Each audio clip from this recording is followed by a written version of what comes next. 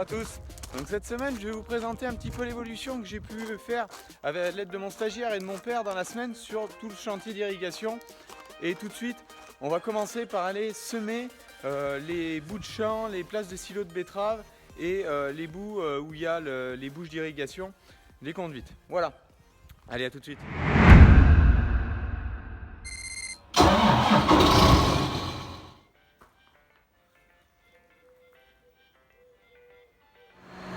Donc je profite de le faire maintenant. Comme j'ai toujours la trémie frontale d'attelé sur le tracteur, j'ai simplement déjumelé pour avoir de la facilité à tourner entre les bouches et atteler le combiné de semis. Donc comme ça je le fais, ça m'évite de rateler la trémie et de mettre toute la ligne de tuyaux derrière sur le tracteur. Donc ça, je vais aller passer un gros coup assez profond pour finir de niveler sur les tranchées et ensuite au deuxième passage, on sèmera. Avec les quelques millimètres annoncés dans la semaine prochaine, ça permettra de faire lever tout ça et ça sera un petit peu plus propre. Voilà, allez, on va y aller.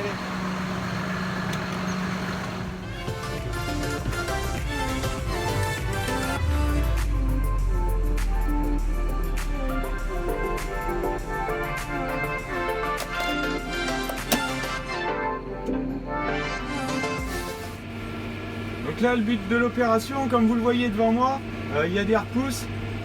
Donc le but, c'est de les arracher au premier passage pour pouvoir semer dans un sol sans qu'elles nous dérangent. Le but aussi, c'est de passer ici un coup assez profond où était la tranchée, là où vous voyez que ça a sorti plus de pierres, le bord du chemin. Donc vous voyez, derrière, là il y avait des repousses, elles sont complètement arrachées et devant, voilà, ça donne ça. Voilà, allez. Bon, donc la première opération de préparation est faite. Maintenant, je vais réduire ma hauteur de travail pour justement aussi que derrière, en mettant le plus échappant possible, mes socles puissent travailler juste en surface et que ça soit que la herse de recouvrement derrière qui aille recouvrir les graines presque. Donc on va baisser ici la profondeur assez significativement sur ce réglage-là. Comme vous voyez là, premier coup de rotatif, j'ai fait un bon matelas de terre fine et j'ai arraché toutes les repousses de céréales qui traînaient. Vous voyez, comme ça c'est propre. Maintenant, je suis en train de semer.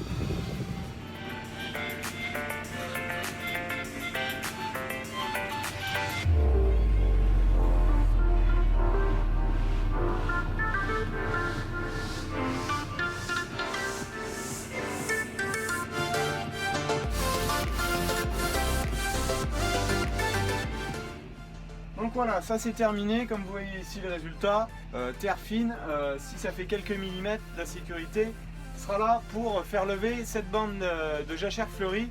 On va aller dégrainer la trémie frontale maintenant et je vais vous présenter la suite de l'irrigation. Allez, à tout de suite. Donc je viens de dégrainer le semoir, donc le mélange que je viens de semer sur cette dernière bande, c'est celui-là, c'est un mélange qui est tout prêt. Alors, la composition... Vous voyez le sainfoin, hein, ce qui est plus gros ici. Après il y a du trèfle, il y a différentes sortes de trèfle. Donc bon, la composition c'est 60% de sainfoin, 25% de mélilo jaune, 5% de trèfle violet et 5% de trèfle de perse et 5% de facélie. Donc voilà, c'est un peu difficile d'aller dissocier les deux types de trèfle dedans bien sûr, même du mélilo. Mais voilà, bon maintenant on verra en végétation et ce que ça donnera, pourvu que ça soit un petit peu beau et que ça permette de me tenir cette place de silo propre. Voilà, allez.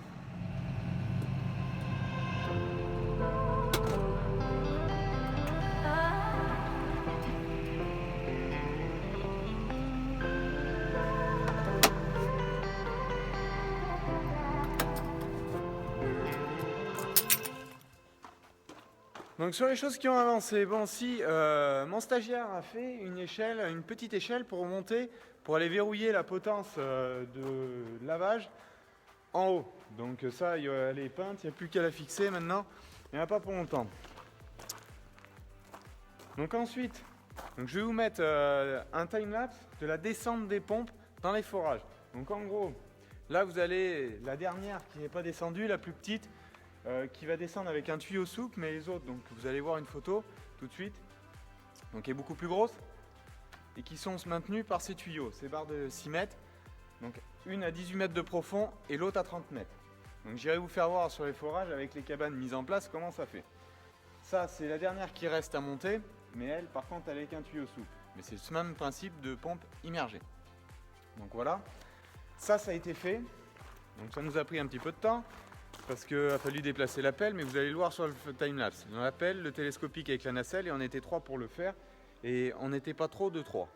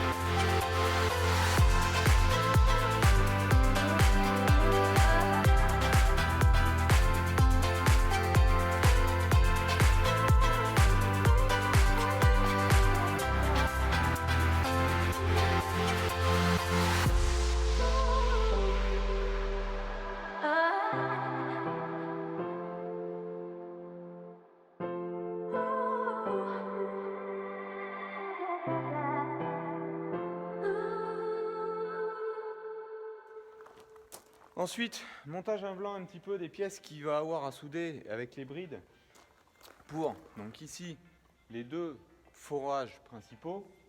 Le forage, le petit que vous venez de voir la pompe, c'est les pièces en plastique que vous voyez derrière.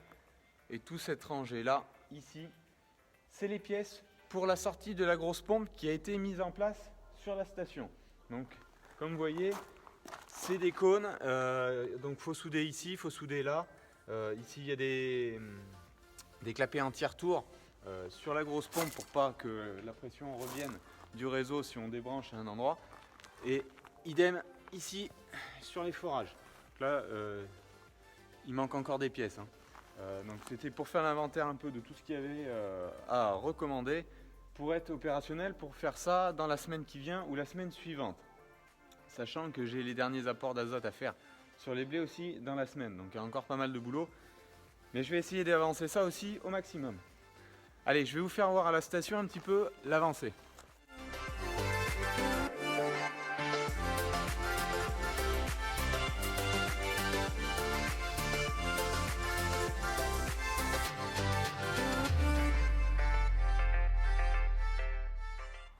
Bon, sur la station, ça c'est posé.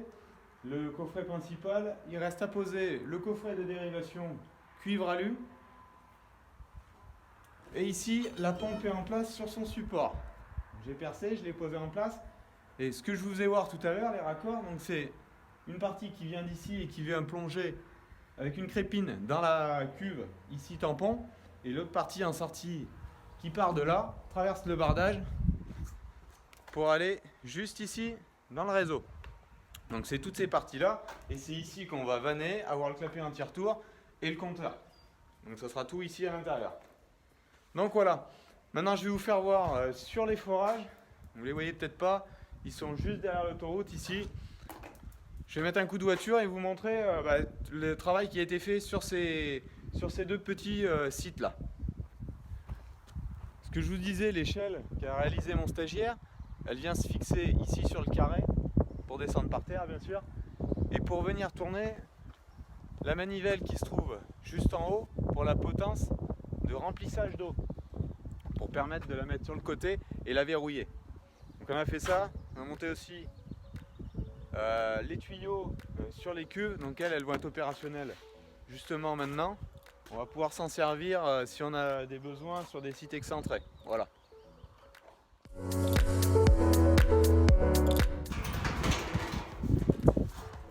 Donc premier forage, le deuxième est identique si ce n'est qu'il n'a pas ça. Mais je vais vous expliquer.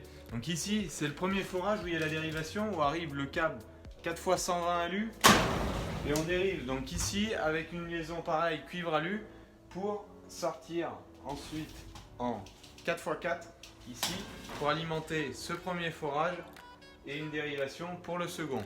Ça, c'est le boîtier de contrôle de la pompe du forage, justement. Les points hauts, les points bas.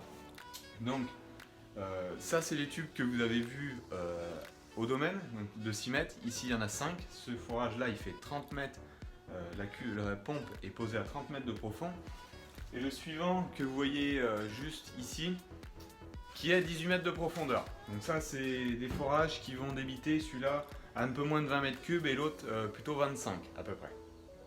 Donc je sais pas, je vais essayer de vous faire voir, mais l'eau ici est à 2,50 mètres à peu près. On tire pas dedans, mais les niveaux sont pas trop mauvais. Donc bon, j'ose espérer que ça puisse tenir. De toute façon, verdict quand on va mettre en route. Donc voilà, mais bien sûr, j'ai scellé ici, comme j'avais fait pour la potence et beaucoup d'autres choses. Donc c'est tout scellé. Les deux cabanes, elles sont fermées à clé, bien sûr, pour pas qu'il y ait de vandalisme là-dessus, en espérant justement qu'on puisse être tranquille de ce côté-là. Donc voilà un peu tout le travail qui a été fait cette semaine sur l'irrigation et les quelques bricoles à côté en plus. Donc on va essayer de continuer d'avancer ça. Si je peux dans la semaine avancer les soudures pour les liaisons, justement les raccordements au réseau des pompes vers le réseau. Et puis faire le dernier rapport aussi sur les blés. On commence d'être à la bonne date pour pouvoir le réaliser. En plus qu'on a plutôt une grosse semaine d'avance sur certains blés, certaines parcelles. Par rapport à une année normale. Donc voilà. Allez, je vous dis à la semaine prochaine. En attendant, n'oubliez pas de vous abonner si vous voulez voir la suite de tout le chantier d'irrigation et des divers travaux de saison. Allez, ciao, bye bye, bonne semaine à vous tous.